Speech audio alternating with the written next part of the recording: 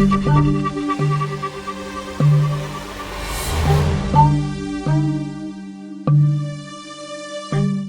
the Master Sword has definitely seen better days in Breath of the Wild. I mean, look at this thing, rusted, chipped, and beat to hell and back in the pedestal and in the logo of the game.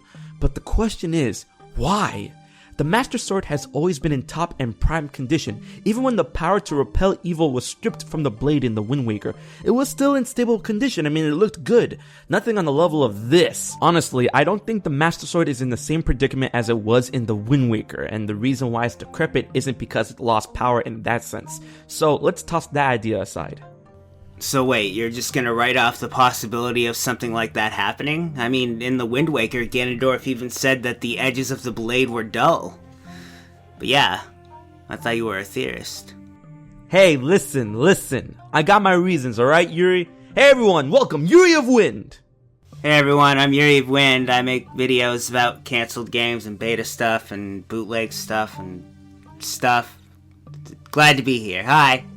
Alright, now that we got that out of the way, the reason why I don't think the predicament of the Master Sword in the Wind Waker is the same reason why the Master Sword looks like this in Breath of the Wild is because when that happens, the Master Sword seems to revert back to its previous form shown in Skyward Sword, where the wings of the blade are closed and the gem embedded in the rain guard loses color and becomes black, and the Triforce engraving on the base of the fuller disappears. This happens when prayers to the gods from the sages of earth and wind are no longer made, in which case Ganondorf slaughtered them in order to have the power to repel evil fade away from the sword. But we eventually got him back.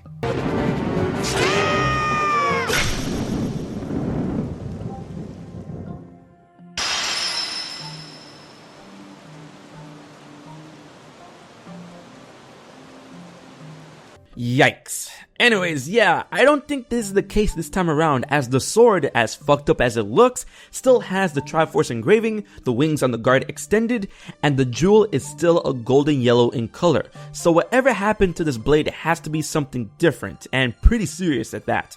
I've got an idea on how the sword could have ended up like this, but first let's recap on how the Master Sword became what it looks like now. Take it away, Yuri. Well, I'm pretty sure that every Zelda fan knows the whole shebang about what the Master Sword is. The Blade of Evil's Bane. A weapon that's able to repel all forms of evil, demons, and malice. In Skyward Sword, it was known as the Goddess Sword, and upon being tempered by the three fires of the goddess and receiving the blessing of Hylia in the form of Zelda, it becomes the true Master Sword that we all know and love. This final blessing is what gives the Master Sword the form we see now. And there it is! The catalyst as to why the Master Sword looks the way it does in Breath of the Wild. In a past theory video, like right on the heels of E3 when I was there, I theorized that perhaps the reason why the Master Sword was rusted was because it was losing its purpose in a time where everything was gone. Well, I don't think that's going to be the case, as Calamity Ganon is ready to wreck some stuff. Rather, we feel that the reason that the Master Sword looks so trashed is because of the goddess Hylia. And no, before you guys start blowing up HMK's comment section with Hylia wouldn't do that to the Master Sword. Of course she wouldn't. It's not her fault. I mean, it kinda is, but you explain it. So Hylia is responsible for giving the Master Sword its ultimate form, a shape that we can obviously see that it still retains in Breath of the Wild, despite its condition. So we can deduce that Hylia's power is being still somewhat tied to that of the Master Sword. As long as there is a Princess Zelda gracing the world, the Master Sword's condition would not wane. But what if something did happen to Zelda, or by extension Hylia? I think so. Let's think about it for a second. Calamity Ganon, he is sealed within the castle of Hyrule, right? But how exactly is he sealed within the castle? What power binds him to that place? What if it was Zelda or even Hylia who had to take matters into her own hands in order to seal the Calamity Ganon? We've seen something similar in which Zelda and Hylia had to seal demise within the sealed grounds in Skyward Sword, but she merely acted as a power source for a type of lock that would drive demise back as the imprisoned. But what if in this case she used her own being as a lock to seal away the Calamity Ganon? Breath of the Wild does seem to have a lot of focus on Hylia, despite her only appearing in Skyward Sword beforehand and being revealed to have reincarnated into Zelda. Being referred to by the Shikai monks, landmarks, and even statues seen in the Temple of Time. so it looks like Hylia will once again be a driving point in Zelda's narrative. If Zelda/Hylia were to use herself as a lock to seal the Calamity Ganon, then the evil power from the beast could potentially taint the direct source of power to the Master Sword, the goddess who blessed it with its form in the first place. That's why the sword would retain its shape but look slightly decayed overall rather than the Master Sword's predicament in the Wind Waker. There was the notion that perhaps the remnants of Demise was responsible for the decay of the Master Sword. Well, I don't think that would have been a problem at all, as the Master Sword itself absorbed Demise's essence, and the sword has the power to eradicate demonic entities and evil, and has been pretty much the same and good for the fact in all of the Zelda games, or most of them. You would have to affect where the power source comes from, not try to taint the power directly. Into our theory on Hylia. As we've seen in Skyward Sword, Demise is powerful enough to challenge a goddess, that being Hylia, and damage her, and Ganon, being a reincarnation of that power, would understandably have the power to rival and affect hers in some way or shape, especially if he had the Triforce of Power, or maybe even more parts of the Triforce. And the Calamity Ganon's power to corrupt seems to be a big plot point in this title, so why not take it a step further and have the Calamity Ganon be the one responsible for corrupting the essence of Hylia, and an extension, decaying the Master Sword.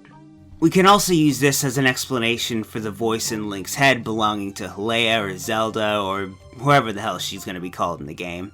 It could be possible that the true reason why Link woke up at the time he did was because Hylia's seal on Calamity Ganon was running high and dry, and using the last bit of her power, she decides to wake Link and communicate with him that it's time to waste this mofo, cause she's not really up to the task. What a way to tag in. I mean, okay. That would be a good reason why Link was called up to action after sleeping for 100 years. More like a failsafe plan put in motion. Given Hylia's track record in Skyward Sword, I definitely see that as a possibility.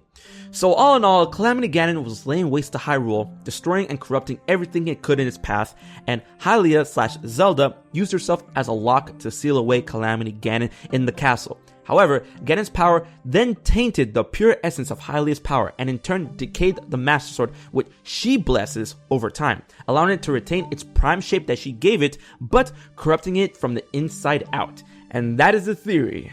And that's how the Master Sword rusted in the Breath of the Wild. Hey guys, I hope you enjoyed the theory. It's a ton of fun to make, especially collaborating with Yuriofwind, one of my favorite YouTubers. Dreams do come true. I'm not a really good bar for dreams. You should set it a lot higher than me, man. But I was happy to come on. I hope my presence was enjoyed. If anyone out there wants to check out my channel, it's Yuriofwind. I make videos. And I'm not good at advertising myself. So I'll let HMK end out the video. Alright, so until the next Breath of the Wild theory or the next Legend of Zelda theory, don't forget to like, favorite, share, and most importantly, subscribe to HMK and Yuriofwind. This has been HMK and Yuriofwind, and we will check you guys later.